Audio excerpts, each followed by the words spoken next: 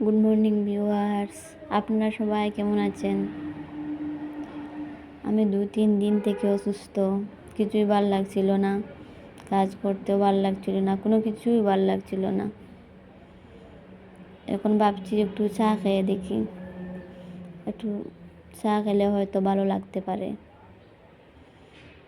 তাই একটু চা করলাম।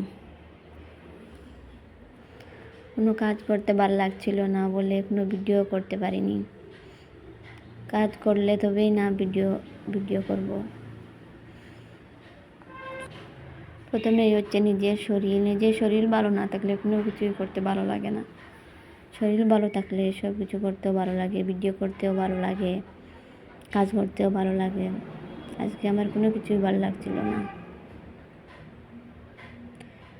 সকাল থেকে আমি চুপচাপ বসে আছি।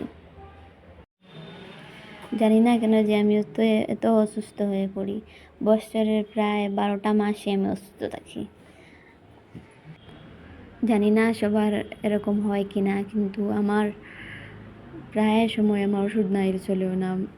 পুরা বছর আমার ওষুধ লাগে।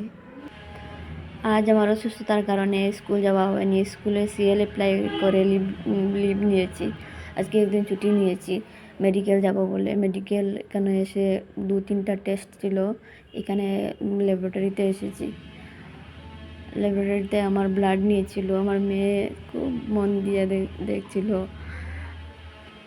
ল্যাবরেটরিতে ঢুকে খুব ফাঁকা ছিল, বেশি মানুষ নেই বলে তাড়াতাড়ি প্রথমেই আমরাই গিয়েছিলাম।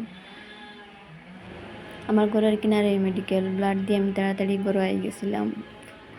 সব ধরনের সুবিধা আছে আমার ঘরে। 1 ঘন্টা পর যখন রিপোর্টটা পেলাম, দেখলাম টাইফয়েড পজিটিভ। ডক্টরের সঙ্গে কনসাল্ট করে সব ওষুধ নিয়ে আসলাম।